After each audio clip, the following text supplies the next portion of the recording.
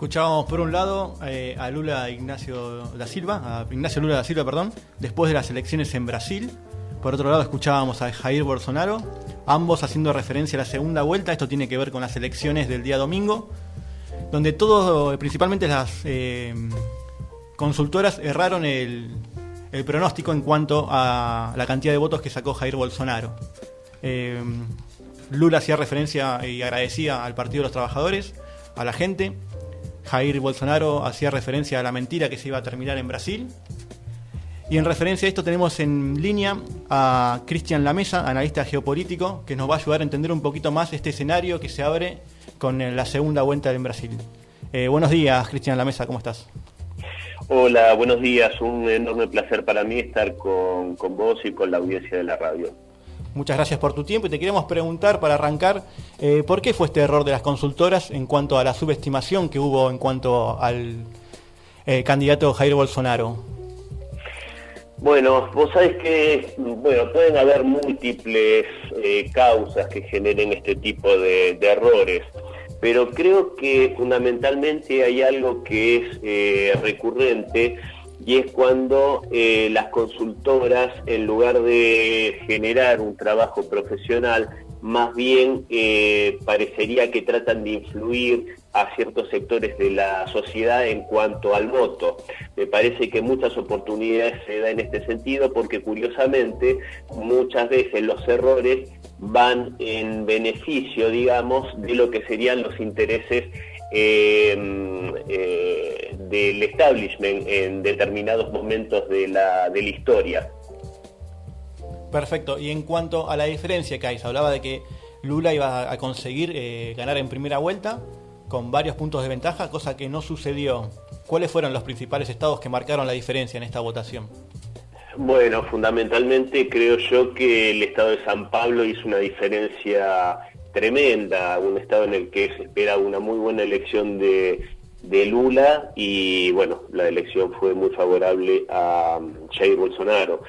También tuvo muy buenos resultados en Río de Janeiro, en Brasilia,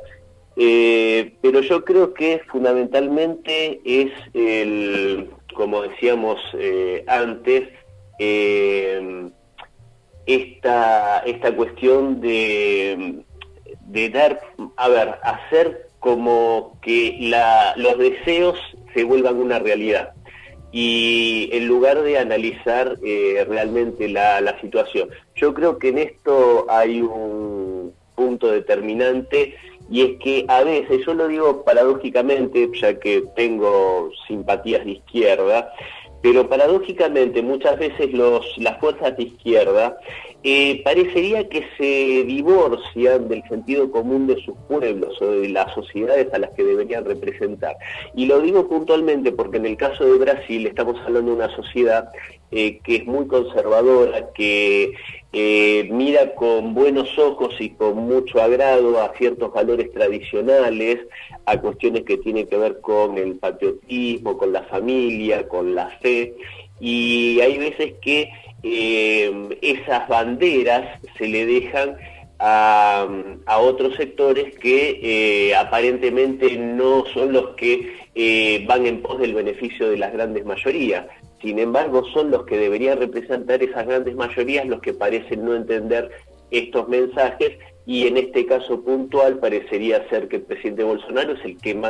que más está pudiendo interpretar estos anhelos o estos valores de la sociedad brasilera. Creo que por eso este batacazo, que siendo que el expresidente Lula hizo una muy buena elección, yo creo que este resultado electoral lo mantiene a Bolsonaro como un candidato sumamente competitivo de cara al 30 de octubre, y creo que es un final abierto en el cual yo no daría por muerto al presidente Bolsonaro, como sí lo estaban haciendo, como vos bien marcabas, las encuestas previas. Estamos hablando con Cristian Lamesa, analista geopolítico. En cuanto se lo acusa mucho al gobierno de Lula, o a Lula como candidato de izquierda, ¿no? ¿Cómo se puede entender esto? Porque si tenemos en cuenta las distintas alianzas que tiene, o el mismo vicepresidente en su fórmula, que es Gerardo Acmin, no son precisamente de izquierda. Bueno, vos ahí estás dándole el clavo y estás dando en una situación en la cual a mí me ha tocado hablar con gente amiga que tiene también estas visiones que van dirigidas, ¿no?, a la simpatía hacia los espacios populares, que sigue creyendo que el candidato Lula es el que representa tal vez lo que representó Lula hace tiempo, cuando los poderes, el establishment, los medios, los poderosos medios de prensa brasileros y todas las corporaciones estaban en contra de Lula, cosa que todos sabemos todo lo que sucedió y lo caro que pagó muchas de esas situaciones. Ahora bien,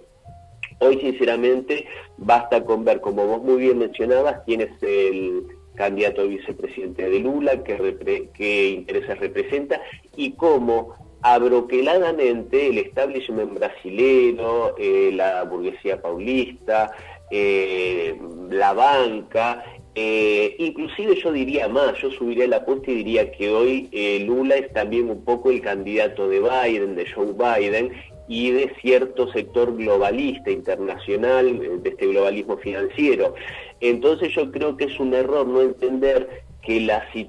los contextos cambian, y yo creería que hoy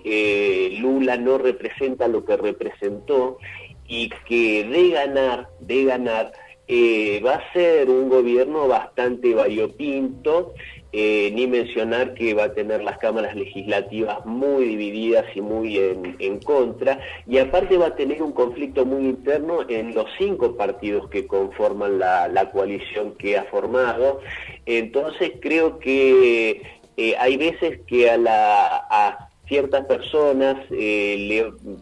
ponen etiquetas de izquierda, de derecha, y se están quedando cortas para analizar las situaciones geopolíticas actuales en un mundo en el cual yo tal vez me especializo mucho más tal vez en lo que es la situación de Rusia, Europa, lo que fue la ex Unión Soviética, y hoy justamente lo traigo a colación porque el mundo se está dirimiendo en decisiones muy trascendentes que tienen que ver con un mundo unipolar o un mundo multipolar. Y justamente, paradójicamente, el presidente Bolsonaro hoy está mucho más abroquelado con ese mundo multipolar, que es una promesa para salir de un estado de cosas sumamente injusto, en el cual a partir de la caída de la Unión Soviética Estados Unidos se ha hecho amo y señor de todo a nivel mundial, y hoy está en disputa esa situación. Y hoy tal vez la discusión no son de entre izquierdas y derechas, sino entre globalistas y soberanistas, aquellos soberanistas que pretenden seguir defendiendo la soberanía justamente de las naciones y de los pueblos. En cuanto a los números concretos de esta última elección, tenemos que 48,4% se lo llevó Lula,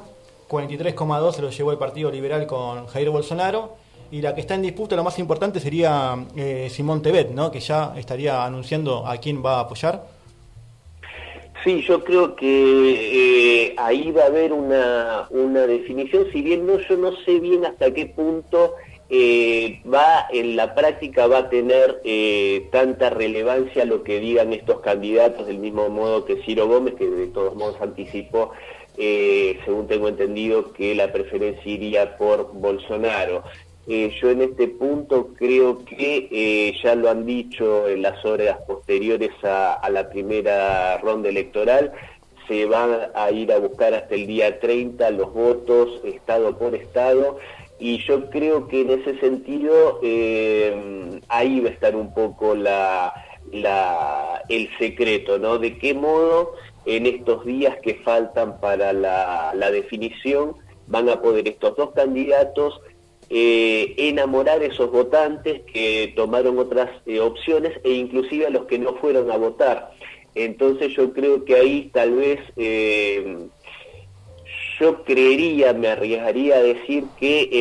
el electorado de Lula, al ser un electorado tal vez más intenso,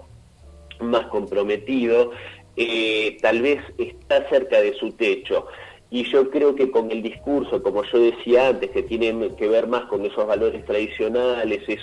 esa cosa más patriota, por decirlo de alguna manera, tiene tal vez una posibilidad de crecimiento mayor en estos días el discurso de Bolsonaro. En cuanto, para ir cerrando, ¿qué se espera para las próximas semanas en el escenario político, ¿no?, que siguen en campaña, y qué herramientas tiene Bolsonaro para estar gobernando?